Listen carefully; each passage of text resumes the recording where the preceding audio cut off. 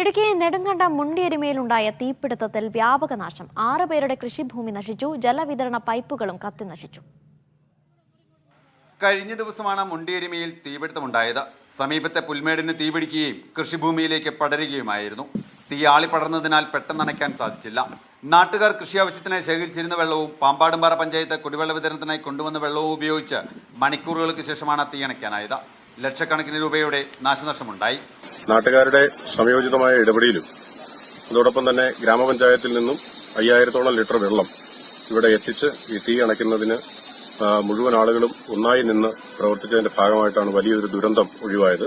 പ്രദേശവാസികളായ 6 പേരുടെ കൃഷിഭൂമി പൂർണ്ണമായി കത്തി നശിച്ചു. ഏലം, കുരുമുളക്, കാപ്പി തുടങ്ങിയ കാർഷിക വിളകളാണ് നശിച്ചത്. ജലവിതരണത്തിനായി സ്ഥാപിച്ചിരുന്ന പൈപ്പുകളും നശിച്ചു. മീഡിയ 1 ഇടുക്കി.